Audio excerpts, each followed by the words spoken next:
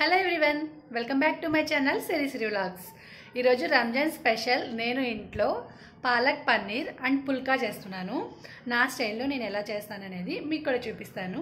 Let's go to the video. ఇదిగోండి, first అయితే పన్నీర్ని ఇలా హాట్ వాటర్లో వేసుకున్నాను అనమాట. అంటే గోరువెచ్చని నీళ్ళల్లో వేసుకోవాలండి. వేసుకొని కొంచెం సేపు ఉంచి పక్కన పెట్టేసుకుంటే ఈ పన్నీర్లో పులుపు వాసన అలాంటిది ఏమైనా ఉంటుంది కదా, అదంతా పోతుంది. అలాగే మనం ఫ్రిడ్జ్లో ఉంటుంది కాబట్టి సాఫ్ట్గా కూడా అవుతుంది అనమాట. ఇదిగోండి చూడండి, సాఫ్ట్గా అయింది కదా. ఇది నేను ఇంట్లో చేసిన పన్నీర్ అండి. నాకైతే 1 లీటర్ పాలకి ఇంత పన్నీర్ వచ్చిందనమాట. బయట కొంటే కూడా చాలా కాస్ట్ ఉంటుంది కదా పన్నీరు, అందుకే నేనైతే ఇంట్లోనే చేస్తానండి. బయట అయితే అస్సలు కొన్ను. పన్నీర్ ఎలా చేయాలనే వీడియో కావాలంటే అడగండి. ఇంకా దీనిలోకి ఆనియన్స్ కట్ చేసుకొని పెట్టుకున్నాను.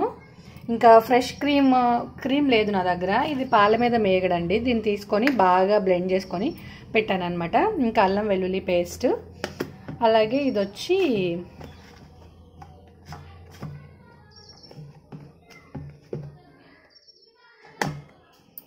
ఇది పాలకూర పచ్చిమిర్చి పేస్ట్.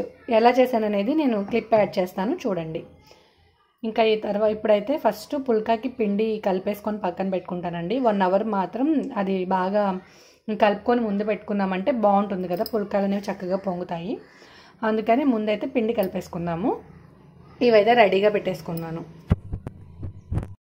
పాలకూర నేను ఒక కట్ట తీసుకున్నానండి. పాలకూర తొడవలు మొత్తం తీసుకొని ఓన్లీ ఆకులు తీసుకోవాలి. స్టవ్ మీద కడాయి పెట్టి వాటర్ పోసుకొని ఈ పాలకూర మొత్తాన్ని శుభ్రంగా వాష్ చేసిన తర్వాత వాటర్లోకి యాడ్ చేయాలి. మంటని మీడియం ఫ్లేమ్లో పెట్టుకొని ఒక 2 మినిట్స్ పాటు కుక్ చేయాలి. మరి ఓవర్ కుక్ చేసేయద్దండి. పాలకూరలో నుంచి పచ్చివాసన పోయే వరకు కొద్దిగా కుక్ చేస్తే సరిపోతుంది. చూడండి, ఇలా కుక్ చేసిన తర్వాత ఒక మిక్సీ జార్లోకి యాడ్ చేసుకొని దీనిలోనే ఒక 4 పచ్చిమిర్చి వేసుకొని ఆరిపోయిన తర్వాత మెత్తగా పేస్ట్ లాగా చేసుకోవాలి. ఈ పేస్ట్ని ఇప్పుడు నేను కర్రీలో వాడుతున్నానండి. ఎలా చేస్తానో క్లిప్ యాడ్ చేస్తానన్నాను కదా, అదే ఇదనమాట. ఇంకా ఇప్పుడు పుల్కా కోసం అయితే పిండి కలుపుతున్నానండి. ముందుగా గోధుమ పిండిని జల్లించుకోవాలి. ఏ పిండి అయినా సరే మనకు పురుగులు పట్టలేదు అనిపించినా సరే జల్లించుకోవాలండి. ఏదో ఒక చిన్న వస్తూ ఉంటాయి, అందుకని నేనైతే జల్లిస్తున్నాను. పిండి మొత్తం జల్లించిన తర్వాత దీనిలోకి కొద్దిగా ఉప్పు యాడ్ చేసి కాగబెట్టిన పాలు ఉంటాయి కదండి, కొంచెం గోరువెచ్చని పాలని వేసుకుంటే పుల్కాలు అనేవి చాలా మెత్తగా వస్తాయి. మనకి రోజంతా ఉన్నా సరే సాఫ్ట్గా ఉంటాయి అన్నమాట. అలాగే కొద్దిగా ఆయిల్ కూడా వేసుకోవాలి, ఒక చిన్న స్పూను. మనం పుల్కా కాల్చేటప్పుడు ఎటువంటి ఆయిల్ కానీ బటర్ కానీ యూజ్ చేయం కాబట్టి ఇలా పిండిలోనే కొంచెం ఆయిల్ వేసుకుంటే పుల్కాలు టేస్టీగా ఉంటాయి, అలాగే మెత్తగా ఉంటాయండి. మళ్ళీ కలుపుకోవడం కూడా మనము సాఫ్ట్గా కలుపుకోవాలి. చపాతీలా కాకుండా పుల్కాల్ని కొంచెం పలుచగా చేసుకోవాలన్నమాట. సాఫ్ట్గా కలుపుకున్న తర్వాత దీనిపైన ఒక తడి క్లాత్ వేసేసి ఒక అరగంట సేపు అయినా సరే పక్కన పెట్టేయాలి. మనం కర్రీ ప్రాసెస్ అంతా చేసుకునే ముందే ఈ పిండిని కలిపేసుకొని పక్కన పెట్టుకుంటే కర్రీ అయిపోయిన తర్వాత పుల్కా చేసుకుంటే అప్పటికి బాగా పిండి నానిపోయి ఉంటుంది కాబట్టి పుల్కాలు అనేవి మెత్తగా వస్తాయి. ఈ టిప్ అయితే ఖచ్చితంగా ఫాలో అవ్వండి, మీకు కూడా యూజ్ అవుతుంది. ఇదిగోండి, ఇలా పిండి మొత్తం బాగా నీట్ చేసుకున్న తర్వాత దీని మీద నేను ఒక కర్చీఫ్ తడిపేసి పెడుతున్నానండి. ఇలా పెట్టేసి దీన్ని మూత పెట్టేసి పక్కన పెట్టేసుకోవాలి. ఇప్పుడైతే నెక్స్ట్ మనము కర్రీ ప్రాసెస్లోకి వెళ్ళిపోదాం. చూడండి, ప్యాన్ బాగా హీట్ అయిన తర్వాత దీనిలోకి ఒక స్పూను నెయ్యి వేసుకుంటున్నాను. మీ దగ్గర బటర్ ఉంటే బటర్ కూడా యాడ్ చేసుకోండి. ఇదిగోండి, ఇంత నెయ్యి వేసుకుంటున్నాను.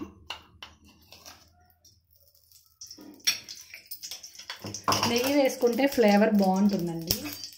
చూడండి, నెయ్యి కొంచెం కరిగిన తర్వాత కొద్దిగా ఆయిల్ కూడా వేసుకుంటాం.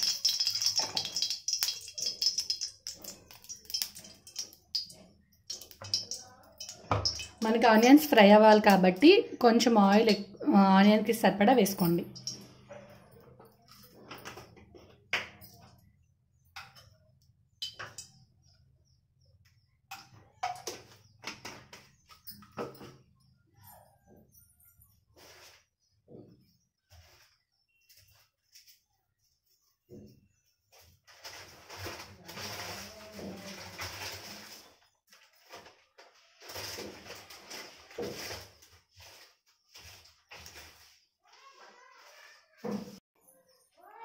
ఆయిల్ బాగా హీట్ అయిన తర్వాత దీనిలోకి ఒక 2 యాలకులు, లవంగాలు కూడా మీ దగ్గర ఉంటే వేసుకోండి. నా దగ్గర లేదు, వేయట్లేదు. అలాగే ఒక చిన్న చెక్క, ఒక బిర్యానీ ఆకు, ఒక స్పూన్ జీలకర్ర,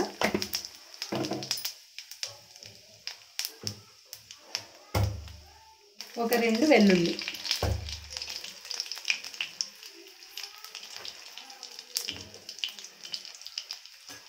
వేసుకొని ఇవి బాగా ఫ్రై అయిన తర్వాత దీనిలోకి మనం ఉల్లిపాయలు కట్ చేసుకున్నాం కదా అవి వేసుకోవాలి. కొంతమంది టొమాటో కూడా వేసుకుంటారండి, నేనైతే టొమాటో వేయట్లేదు, ఎందుకంటే పాలకూరతో టొమాటో కాంబినేషన్ బాగోదు, అందుకే వేయట్లేదు. మీకు నచ్చితే మీరు వేసుకోవచ్చు.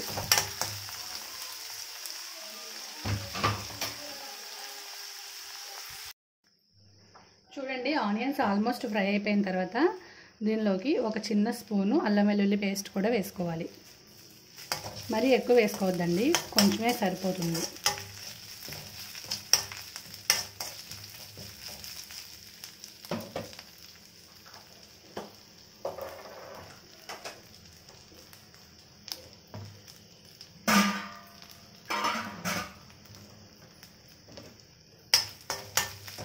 అల్లం వెల్లుల్లి పేస్ట్ వేసిన తర్వాత మాడిపోతూ ఉంటుంది, కదుపుకుంటూ ఉండండి. నేనైతే ఇది నా స్టైల్లో చేస్తున్నానండి, మరి మీరందరూ ఎలా చేస్తారనేది అయితే తెలీదు. ఇలా చేస్తే చాలా టేస్టీగా ఉంటుంది, అలాగే సింపుల్గా కూడా అయిపోతుంది.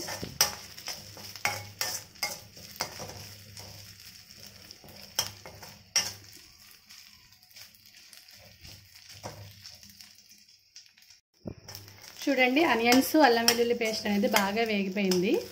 ఇప్పుడు మనం ముందుగా గ్రైండ్ చేసుకొని పెట్టుకున్న పాలకూరను పచ్చిమిర్చి పేస్ట్ని వేసుకోవాలి.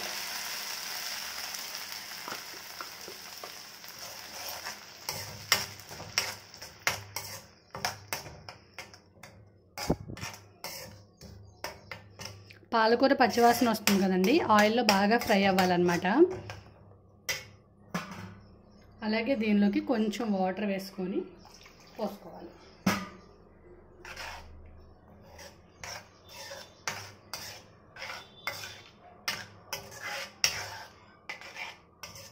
ఈ కర్రీ మొత్తాన్ని లో ఫ్లేమ్లోనే పెట్టుకొని చేసుకోవాలండి, మీడియం ఫ్లేమ్లో కానీ హై ఫ్లేమ్లో కానీ అసలు పెట్టకూడదు.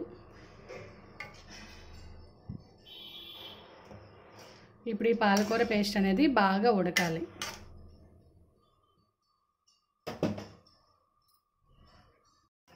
చూడండి, పాలకూర పేస్ట్ అనేది ఇలా ఉడుకుతూ ఉన్నప్పుడు దీనిలోకి మనం సాల్ట్ వేసుకోవాలి. సాల్ట్ కూడా మరీ ఎక్కువ పట్టదండి, ఎక్కువ వేసుకోవద్దు, కొంచెం తగ్గించి వేసుకోండి. కావాలంటే మళ్ళీ లాస్ట్లో యాడ్ చేసుకోవచ్చు.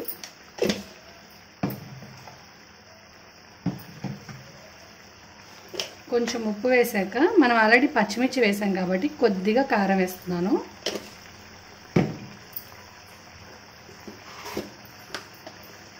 అలాగే కొంచెం ధనియాల పొడి,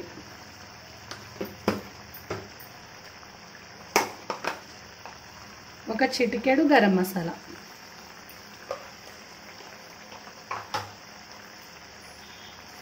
ఇవన్నీ వేసాక బాగా కలుపుకోండి.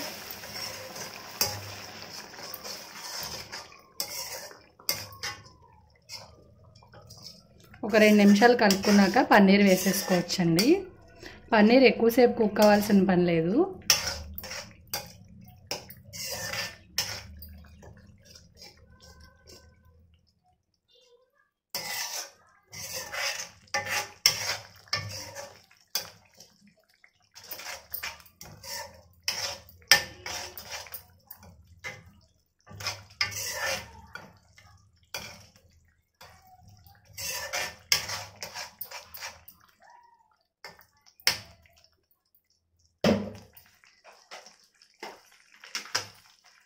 ఇప్పుడు మనం పన్నీర్ని వేసేసుకోవాలి.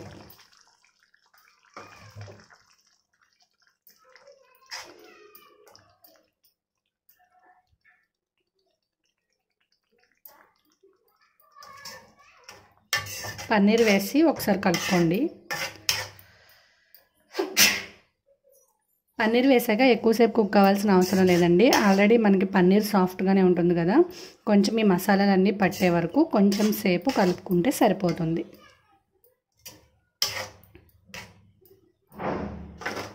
దీనిలోకి మీ దగ్గర బటర్ ఉంటే బటర్ వేసుకోండి, నేనైతే నెయ్యి వేస్తున్నాను కొంచెం.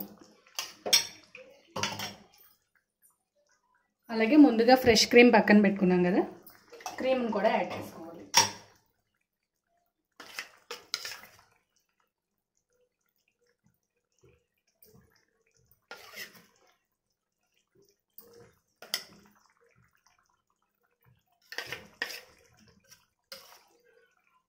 వేసుకొని ఒకసారి కలుపుకోండి.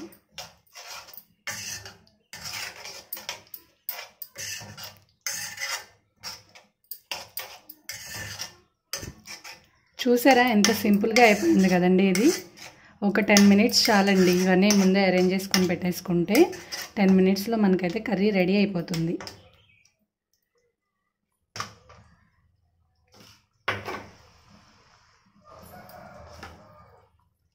ఇప్పుడు ఒకసారి టేస్ట్ చూసుకోండి, ఉప్పు కారం అన్నీ సరిపోయాయో లేదో. ఉప్పు ఏమైనా సరిపోతే అడ్జస్ట్ చేసుకోండి.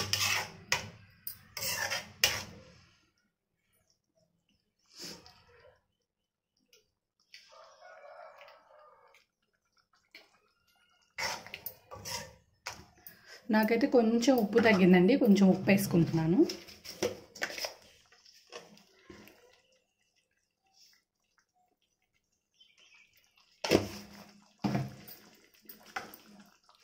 వేసాక ఒక 1 మినిట్ పాటు కుక్ చేసి సర్వ్ చేసుకోవడమే.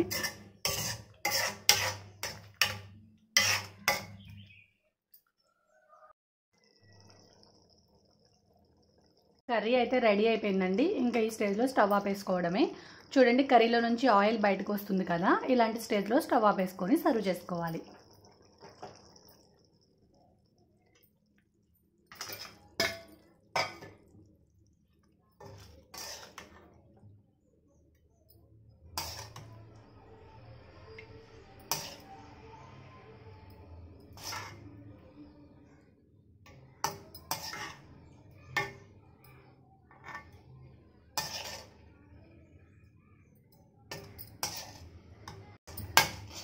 ఇద్దరు మనుషులకి ఈ క్వాంటిటీ అయితే కరెక్ట్గా సరిపోతుందండి ఒకసారి తినడానికి.